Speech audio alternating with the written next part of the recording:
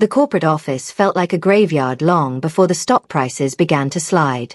I am Laura, 45 years old, and for 7 straight years I served as the invisible backbone of this firm. My official title was Lead Financial Reporting Analyst, which translates to fixing every mistake management makes. Everyone assumed the quarterly books magically balanced themselves, completely blind to my late nights fixing ruined spreadsheets and broken database code.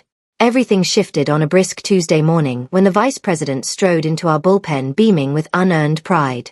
Trailing right behind him was a young man wearing a designer suit with hair gelled into absolute perfection.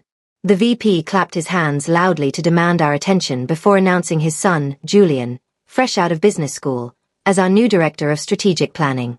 Julian scanned the room like we were worthless furniture, finally stopping at my desk. Julian picked up my neatly organized compliance files, flipping through them with absolute disdain before tossing them back down. He loudly declared my methods archaic, asserting to the entire room that my daily work contributed nothing tangible to the bottom line. My scattered papers held months of auditing that spared the firm millions in potential regulatory penalties. A few terrified interns snickered, waiting for me to shrink away in fear for my job, but something inside me quietly snapped. I stood up, smoothed my blazer, and looked him dead in the eyes with absolute composure. I told him that if leadership truly believed I added no value, then my uncompensated extra effort ended right that second. Julian smirked, completely failing to grasp my warning, and told the team to prepare a full audit while ordering me to look busy. I sat back down, turned my chair 45 degrees away from his gaze, and opened a blank solitaire window. 5 minutes later, the executive assistant called requesting the preliminary quarterly numbers I usually corrected by hand. I informed her that the new strategic director had taken over my duties, so she would need to collect the figures directly from Julian. The assistant sounded confused, but agreed to call his office while I calmly took a sip of my coffee. The corporate battle had officially begun, and management did not even realize they were already standing on the front lines. For the rest of the week, I transformed into the passive worker they accused me of being. I arrived precisely at my start time, took my full lunch break away from my desk, and left the building at 5 o'clock on the dot. On Wednesday, a sales manager approached my cubicle asking why the regional dashboard was frozen. I politely explained that Julian was now handling all core operational systems, cheerfully suggesting his expensive business degree would solve the issue. By Thursday morning, the lack of manual maintenance caused our billing systems to completely desynchronize. The accounts manager ran out of her office screaming because the software claimed we owed our main suppliers $0 instead of millions. Julian panicked, claiming it was just temporary server lag, while I calmly kept typing my personal grocery list. He confronted me in a sweat, but I reminded him that my traditional methods were far too outdated for his modern vision.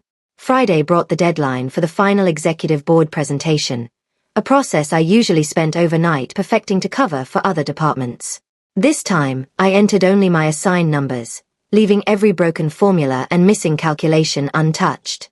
At 3 o'clock, Julian sent a company-wide email bragging about his rapid assembly of the board deck. I opened the attached file, saw a complete nightmare of missing data and broken formulas, and quietly archived it. Monday morning arrived with the chaotic energy of a collapsing building as panic gripped the entire floor. The global servers had processed Julian's broken files over the weekend, causing our executive reporting screens to display absurd, impossible figures. The regional revenue metrics were completely wildly distorted, showing trillions in earnings for one district while showing negative balances for others. Julian was pacing wildly inside his glass office, desperately claiming the errors were merely visual bugs. My phone rang with a call from a senior analyst who sounded like she was hiding under her desk. She begged me to repair a broken formula that was currently crashing the entire manufacturing expense record. I gently explained that Julian had restricted editing access to his personal drive, meaning any intervention on my part might disrupt his new proprietary framework. She instantly understood the situation, agreeing to let upper management handle the mess created by their own favorite director. By noon, the vice president rushed downstairs with a bright red face and marched directly into his son's office. Through the glass, we watched a furious shouting match before both men walked over to my workstation with desperate expressions. The VP tried to sound authoritative, asking me to quickly smooth over a minor technical hiccup in the master file. I calmly reminded them that I lacked administrative clearance for Julian's private drive, making it impossible to override his settings. Julian paled as he realized he was completely trapped by his own arrogance and lack of technical knowledge. The VP ordered his son to figure it out immediately before storming off toward the executive elevators. Julian glared at me, whispering that I was clearly enjoying the disaster, but I simply turned back to my screen without agreeing. He retreated to his office, desperately searching basic software tutorials online while trying to hide his screen from the passing staff. Desperate to cover his tracks, Julian ordered the junior team to manually rebuild the entire quarterly report from raw physical paper invoices. The analysts spent hours frantically typing random numbers into unverified spreadsheets, completely bypassing every automated legal compliance filter I had built. Julian rushed the unverified entries together, pasted static values over real formulas to hide errors, and officially emailed the illegal file to our external auditing firm right before leaving. I immediately saved a time-stamped copy of his submission to my private folder as permanent documentation of the violation. His rushed report contained massive legal infractions, including booking future contracts as current revenue to artificially inflate earnings. The next morning, our senior audit partner sent an urgent email flagging massive compliance violations and threatening a formal regulatory investigation. Julian ran to my desk in sheer panic, begging me to email the auditors and claim it was a minor clerical mistake. I looked him in the eyes and reminded him that his digital signature was stamped on the official document, not mine. I immediately drafted a reply to the auditors, copying legal and executive leadership, stating I had no part in creating or approving the manual submission. Within minutes, the General Counsel froze all internal communications and summoned leadership to an emergency closed-door meeting. I watched through the glass as the Vice President screamed while Julian shrank into his leather chair. The Chief Financial Officer called me into the boardroom where the executive team was practically begging for a solution. The VP attempted to frame the situation as a simple miscommunication, but I corrected him in front of the entire room. I informed them that I could reconstruct the real numbers, but only if I was granted full authority over the finance department and permanent immunity from Julian's interference. The CFO instantly agreed, overriding the VP and ordering full administrative clearance restored to my account. I worked quietly through the night, fixing the corrupted database links and running my hidden background scripts to generate accurate financial statements.